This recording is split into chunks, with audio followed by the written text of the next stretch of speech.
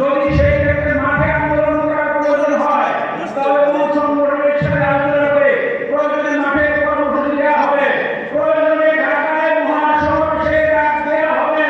মূল সংগঠনের পরামর্শ নিয়ে যদি প্রয়োজন হয় ঢাকায় যদি মহাসম্মেলনের ডাক দেওয়া হয়, আপনারা কি সেই সম্মেলন বাস্তবায়নে ময়মনসিংহের শিক্ষক সমাজ প্রস্তুত আছে?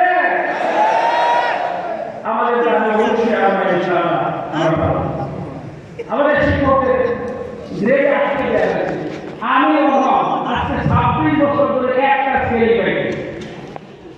আচ্ছা, পৃথিবীতে এমন কি চাকরি আছে যে চাকরিতে একটা লোক 26 বছর এক স্কেলে চাকরি করে? আমি যখন তখন স্কেল পাই না, তারপর ঢাকায় গেছি, ঢাকায় গেছে 23 বছর, 26 বছর এক স্কেলে। এগুলো মানুষকে আমরা বলতেও পারি না। কয়েকদিন আগে আমাদের মঞ্চের ডিজি ছিলেন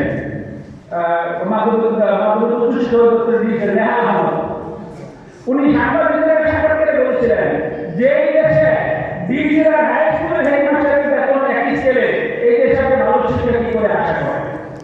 আমাদের জাতীয় মাদ্রাসা আমাদের সরকারি শিক্ষকরা বঞ্চিত, স্কুলের টাকা অষ্টম গ্রেড পায় আমাদের কাছে আটকে দেওয়া হয়, স্কুলের তাদেরকে ধরে নিয়ে বেতন দেওয়া হয়, আমাদের দিতে হবে যে মাসে সেই মাসে দেওয়া হয়, আমাদের এরিয়া দেওয়া হয় না। যদি একজন উত্তর স্কুলের তাদের একজন থেকে যে বেতন হয়েছে ওদের থেকে বেতন দেওয়া হয়, মাদ্রাসা তাদের দেওয়া হয় না। হাজার রকমের বৈষম্যে আমরা জড়িত, অথচ এই বৈষম্য এই বৈষম্য দূর করার জন্য জুলাই আগস্টের আন্দোলন শুরু হয়েছিল। সুতরাং সব ধরনের বৈষম্য থেকে মাদ্রাসা শিক্ষাকে বের করে আনতে হবে।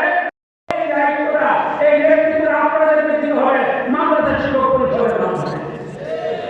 আজকে 15 বছর পরে আমাদের দায়িত্বশীল ভাই বলছিলেন যে 15 বছর পরে এই ঘরে ঢুকলাম, আলহামদুলিল্লাহ হওয়া ভর্তির উত্তর। মাদ্রাসা শিক্ষক পরিষদ ময়মনসিংহ জেলা এমন কোন মাদ্রাসা বাকি থাকবে না, এমন কোন শিক্ষক বাকি থাকবে না যারা মাদ্রাসা শিক্ষক মাদ্রাসা শিক্ষক পরিষদের সদস্য হবে না। প্রত্যেকটা মাদ্রাসার সকল শিক্ষককে মাদ্রাসা শিক্ষক পরিষদের সদস্য করতে হবে, এটাই দায়িত্ব আপনাদের। সেই শিক্ষক জেনারেল শিক্ষক হোক, সেই সুপার হোক, প্রিন্সিপাল হোক, জেনারেল শিক্ষক হোক, ইংরেজি হোক, বিজ্ঞানের হোক, তিনি পুরুষ হোক নারী হোক, আমাদের কাছে আরো বেশি ভালো লাগতো যদি আমাদের বন্ধুদের সঙ্গে আরো বেশি হতো। নিশ্চয় বন্ধুদের মধ্যে যাওয়ার কাছে এখন আমরা পৌঁছাতে পারি নাই।